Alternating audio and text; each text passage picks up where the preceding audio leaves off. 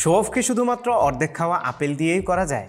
না, আসুসের এই 4 লাখ টাকার ফোল্ডেবল ল্যাপটপ দিয়েও কিন্তু করা যায়। এটা হচ্ছে আসুস জেনবুক ফোল্ড 17 ওলেড। এটা পৃথিবীর প্রথম ফোল্ডেবল ল্যাপটপ, যেই ল্যাপটপটাকে আনফোল্ড করলে 17 ইঞ্চির একটা ফুল ভিউ টাচ ডিসপ্লে আপনারা দেখতে পাচ্ছেন, যেটা OLED panel by the way, এবং এটাকে ক্লোজ করলে একটা 13 ইঞ্চ ল্যাপটপের ফর্ম ফ্যাক্টরে চলে আসে, which is really convenient for portability. এখন আমার প্রশ্ন হচ্ছে, এতদিন কেন এরকম ফোল্ডেবল ল্যাপটপ আমরা দেখি নাই? কারণ ফোন ওয়ার্ল্ডে তো আমরা ফোল্ডেবল স্মার্টফোন বহুদিন ধরেই দেখে আসছি। ফোনের বেলায় যেটা হয়, ছোট একটা ডিভাইসকে বড় করার জন্য ফোল্ডেবল ডিসপ্লে টেকনোলজি ইউজ করা হয়, কিন্তু ল্যাপটপ অলরেডি একটা বড় ডিভাইস, এইটাকে বরং ভাঁজ করে ছোট করে ফেললেই আর একটু বেশি কনভিনিয়েন্ট হয়। সো আমার মনে হচ্ছে যে ফোনের আগে ল্যাপটপে ফোল্ডেবল ডিসপ্লে টেকনোলজির ব্যবহারটা দেখা দরকার ছিল। যাই হোক, যেহেতু আসুস নিয়ে এসছে, গত কয়েকদিন ধরে এই ল্যাপটপটি আমি ব্যবহার করছি, এবং এইটার যে নোবেলটি ডিসপ্লে টেকনোলজিটা, অ্যাটলিস্ট ল্যাপটপ ওয়ার্ল্ডের নোবেলটি, এই ডিসপ্লে টেকনোলজিটা আসলে কতটা ইউটিলিটি প্রোভাইড করে ইউজারদের জন্য, এটার ভবিষ্যৎ কী, এবং স্পেসিফিক্যালি এই ল্যাপটপটা আসলে আমার কাছে কেমন লেগেছে সেটাই জানাবো। ওকে, সো প্রথমে আমরা এই ল্যাপটপের ডিজাইন নিয়ে একটু কথা বলি। এটা যে হিঞ্জটা আছে এবং নিচের যে পার্টটা, এখানে লেদার ইউজ করা হয়েছে, যেটা বেশ প্রিমিয়াম এবং স্লিক একটা ফিল দেয়, এবং এই ল্যাপটপটাকে এভাবে হোল্ড করতেও কিন্তু খুব ভালো কমফোর্টেবল একটা ফিল দেয়, ভালো একটা গ্রিপও দেয়, দেখতেও বেশ সুন্দর লাগে। এবং এই ল্যাপটপের যে মূল ম্যাটেরিয়ালটা বডিতে, সেটা হচ্ছে ম্যাগনেসিয়াম অ্যালয়, যার ফলে খুব স্ট্যাডি অ্যান্ড প্রিমিয়াম একটা ফিল দেয়। যদিও এই ম্যাটেরিয়ালটার ফলে প্রবাবলি অনেক বেশি হেভি হয়েছে, 1.5 কেজির মতো এটার ওজন। সো হ্যাঁ, পোর্টেবল ঠিক আছে, সাইজে ছোটো, বাট ওজনে কিন্তু মোটেও কম না, অ্যাটলিস্ট যদি আমরা এটাকে স্লিম অ্যান্ড লাইট ল্যাপটপ হিসেবে কনসিডার করি। এবং এটা যে থিকনেসটা, সেটা কিন্তু 2 পার্ট যখন আমরা ফোল্ড করে ফেলি তখন মোটামুটি এটা মোটাই হয়, তবে যখনই আপনি আনফোল্ড করবেন তখন কিন্তু বেশ স্লিম, অলমোস্ট ফোনের সমান স্লিম এটা। ওকে, সো আমরা আনফোল্ড করেই একটু দেখি, কারণ এটার মূল জিনিস তো এটা আনফোল্ড করার পরেই দেখা যায়। সো আনফোল্ড করার পরে 17 ইঞ্চির একটা টাচ ডিসপ্লে দেখতে পাচ্ছেন। যদিও এই ডিসপ্লেটা ভালো লেগেছে, বাট ডিসপ্লের চারপাশের বেজেলটা একটু ব্যাকডেটেড মনে হয়েছে আমার কাছে। যেহেতু ডিসপ্লে টেকনোলজিটা নতুনভাবে ল্যাপটপে ইমপ্লিমেন্ট করা হয়েছে এবং এটা হচ্ছে ফার্স্ট জেনারেশন, ডেফিনেটলি নেক্সট জেনারেশনে এই জিনিসটা ইমপ্রুভ হবে। এখন অনেকেই একটু কনফিউজ থাকতে পারেন যে এই ল্যাপটপ আমি কীভাবে ব্যবহার করব, এটার কিবোর্ড কই, অ্যান্ড এটা কি ফোনের মতো কিবোর্ড দিয়ে ব্যবহার করতে হয় কিনা। হ্যাঁ, আপনি চাইলে এটাকে ফোনের মতো ভার্চুয়াল কিবোর্ড দিয়ে ইউজ করতে পারবেন, অথবা এটা বক্সের ভিতরে খুব স্লিম ছোটোখাটো একটা ওয়্যারলেস কিবোর্ড আসে, অ্যান্ড এই কিবোর্ডটা আপনাকে বাইরে রেখে ইউজ করতে হবে না। ধরেন আপনি ল্যাপটপটাকে এইভাবে হাফ ফোল্ড করলেন, মানে ল্যাপটপের যে ওরিয়েন্টেশন সেভাবে ফোল্ড করার পরে আপনি চাইলে কিবোর্ডটা ডিসপ্লের লোয়ার পার্টে অ্যাটাচ করে দিতে পারবেন, এবং এটা ম্যাগনেটিক্যালি অ্যাটাচ হয়। অ্যাটাচ হওয়ার সাথে সাথে এই ল্যাপটপের ওরিয়েন্টেশনটা চেঞ্জ হয়ে রেগুলার যে ইউজুয়াল ল্যাপটপের ওরিয়েন্টেশন সেখানে চলে যায়, ইভেন ওয়ালপেপারটাও শ্রিঙ্ক হয়ে উপরে চলে যায়। তখন আপনি এই কিবোর্ডটাকে এই ল্যাপটপের কিবোর্ড হিসেবে ওয়্যারলেসলি ইউজ করতে পারবেন, অটোমেটিক্যালি কানেক্ট হয়ে যায় এটা, উইচ ইজ রিয়েলি কনভিনিয়েন্ট। এবং আপনি চাইলে কিবোর্ডটা এখানে বসিয়েই ল্যাপটপটাকে ফোল্ড করতে পারবেন, উইচ ইজ অ্যানাদার কনভিনিয়েন্স। এবং তখন কিন্তু আপনার অল ইন ওয়ান একটা সলিউশন হয়ে গেল, এবং এটা আপনি খুব ইজিলি ক্যারি করতে পারবেন। যে কোনো সময় চাইলে আনফোল্ড করে কিবোর্ডও ইউজ করতে পারেন, অথবা আপনি চাইলে কিবোর্ড সরিয়ে এটার যে ভার্চুয়াল কিবোর্ড আছে বা টাচ ডিসপ্লে আছে সেটা দিয়েও ইউজ করতে পারেন। শুধুমাত্র এই দুইটা ওরিয়েন্টেশন না, আরও সিস্টেম আছে। যেমন এটাকে আপনি ফুললি এক্সপান্ড করে এটার পেছনে একটা কিক স্ট্যান্ড আছে, যে কিক স্ট্যান্ডটাকে আপনারা দাঁড় করিয়ে এই ল্যাপটপটাকে একটা ডেস্কটপ মোডে নিয়ে যেতে পারবেন।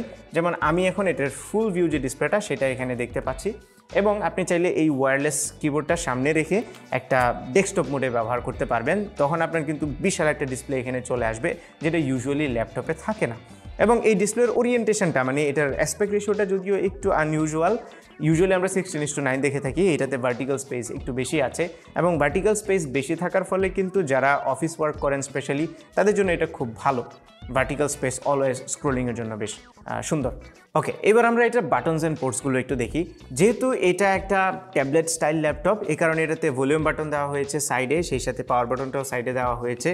এটাতে কিন্তু কোনো ফুল সাইজের ইউএসবি নেই, 2টা USB-C আছে, দুটি হচ্ছে থান্ডারবোল্ট। সো আপনারা এক্সটার্নাল যে কোনো ডিভাইস এটাতে অ্যাটাচ করতে পারবেন থান্ডারবোল্টের মাধ্যমে, উইচ ইজ রিয়েলি ইজি। আমি অনেকগুলো স্পিকার দেখতে পাচ্ছি, টোটাল 4টা স্পিকার, এবং বেশ কিছু এয়ার এক্সস্ট ভ্যান্টও দেখতে পাচ্ছি সাইডে। সো আয়ের কথা যদি বলি, তাহলে ডেফিনেটলি এটা কারো কারো কাছে একটু ওয়ের্ড মনে হতে পারে, বাট এটার বক্সের ভিতরে একটা USB-C টু ফুল সাইজের USB ডঙ্গল চলে আসে। সো আপনি লেগেসি ডিভাইসেসগুলো এটাতে কানেক্ট করতে পারবেন easily. Oh by the way, এই ল্যাপটপটাকে কিন্তু আরেকটা ওরিয়েন্টেশন ইউজ করা যায়, সেটা হচ্ছে এরকম হাফ ফোল্ড করে হাতে নিয়ে বইয়ের স্টাইলে। এবং কিছু সফটওয়্যার আছে যেখানে বইয়ের পেজ উল্টানো যে অ্যানিমেশনটা সেটাও দেখা যায়, যার ফলে এটা কিন্তু বেশ ভালো লাগে ইউজ করতে। ওকে, এবার আমরা এই ল্যাপটপের স্পেসিফিকেশনটা একটু দেখি। শুরুতেই আমরা ডিসপ্লে নিয়ে একটু কথা বলে নিই। 17 ইঞ্চির এই ফুল ভিউ টাচ ডিসপ্লেটা একটা ওলেড প্যানেল, অ্যান্ড আসুসের ওলেড প্যানেল এর আগেও আমরা দেখেছি দুর্দান্ত কোয়ালিটি, এটাতেও সেম। এটার কালারগুলো জোস, জাস্ট নেক্সট লেভেলের, খুবই কন্ট্রাস্টি একটা ডিসপ্লে। এটার ব্রাইটনেস হচ্ছে 500 নিটস, যেটা ইনডোর সিচুয়েশনে মোর দেন এনাফ। সেই সাথে এটাতে DCI-P3 কালার গোমেট অফার করা হচ্ছে, 100% sRGB আছে এটাতে, এবং এটা যে টাচ কোয়ালিটিটা সেটাও কিন্তু খুব ভালো, মানে টাচ রেসপন্স খুবই জোস। এবং এই ডিসপ্লেতে আমি প্রথমে ভেবেছিলাম যে এটার যে ক্রিজটা আছে সেটা হয়তো বা অনেক প্রমিনেন্ট হবে, বাট এতটাও না। এটাকে যদি আপনি ফুললি আনফোল্ড করেন তাহলে এই ডিসপ্লের যে ক্রিজটা আছে সেটা কিন্তু খুব একটা বোঝা যায় না। তার মানে মোটামুটি বেশ ভালোই ইমপ্রুভ করেছে তারা। স্পেশালি আমরা ফার্স্ট জেনারেশনের ফোল্ডেবল ফোনের মধ্যে যেরকম উঁচু নিচু এরকম ক্রিজ দেখেছিলাম সেরকম কিন্তু এটাতে একদমই নেই। এটা একদমই মিনিমাম হয়ে যায়, উইচ ইজ রিয়েলি গুড। এবং আমি বিশ্বাস করি যে নেক্সট জেনারেশনের এই ল্যাপটপের নেক্সট জেনারেশনের যে ভেরিয়েন্ট আসবে সেটা আরেকটু বেশি ইমপ্রুভ হবে। সেই সাথে এই ল্যাপটপের উপরের দিকে আমরা ওয়েবক্যাম দেখতে পাচ্ছি, 5 মেগাপিক্সেলের একটা ওয়েবক্যাম, যেটার কোয়ালিটি বেশ ভালো। সেই সাথে এখানে একটা সেন্সর আছে, যে সেন্সরটা দিয়ে এই ল্যাপটপের ব্রাইটনেসটা কম বেশি করা হয় অটোমেটিক্যালি, যেটা আমরা ফোনে অহরহ দেখে থাকি। সেই সাথে IR সেন্সরও আছে এখানে, যেটা দিয়ে আপনি ইজিলি ফেস আনলক করতে পারবেন উইন্ডোজ হেলো ফিচারের মাধ্যমে।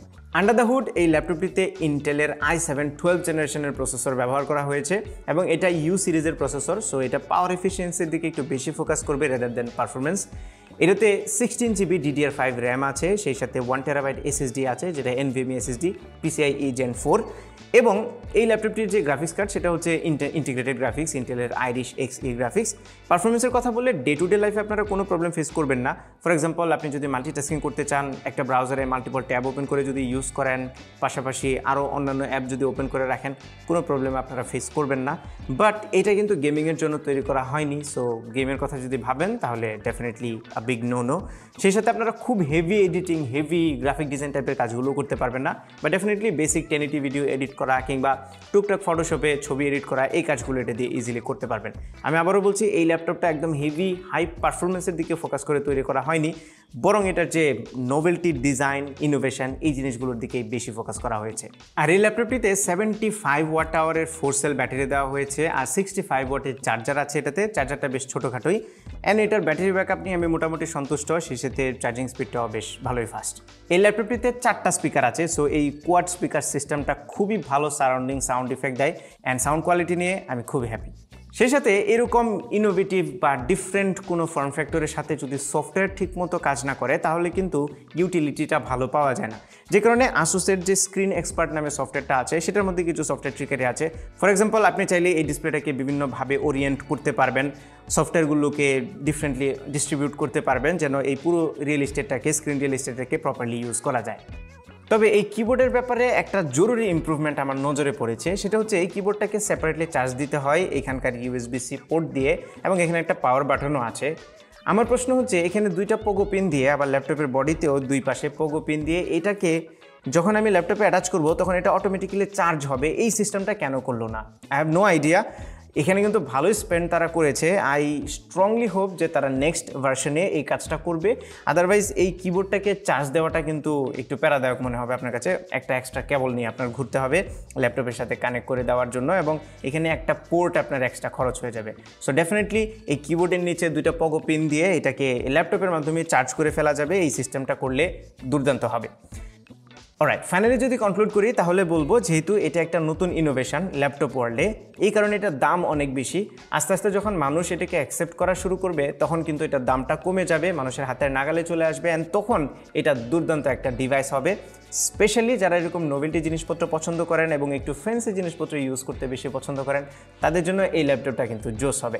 বাট একদমই লাইক হেভি ইউজ এবং আপনি এটাকে নিয়ে দৌড়োদৌড়ি অফিস এই সেই গণহারে ব্যবহার করেন, ওই টাইপের কাজে কিন্তু এই ল্যাপটপটা মোটেও অ্যাপ্রোপ্রিয়েট না, অ্যাটলিস্ট এই ফার্স্ট জেনারেশনেরটা।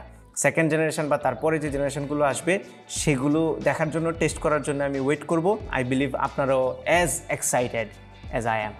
এই ছিল আমাদের আজকের ভিডিও। আশা করি ভিডিওটা আপনাদের ভালো লেগেছে। যদি ভালো লেগে থাকে তাহলে ভিডিওতে একটা লাইক দেবেন, কমেন্ট করে জানাবেন কেমন লাগলো। আপনার ফ্রেন্ডদের সাথে শেয়ার করতে একদমই ভুলবেন না। আমাদের পেজে ফলো এবং চ্যানেলে সাবস্ক্রাইব তো মাস্ট। দেখা হবে পরবর্তী ভিডিওতে। Till then take care. আসসালামু আলাইকুম।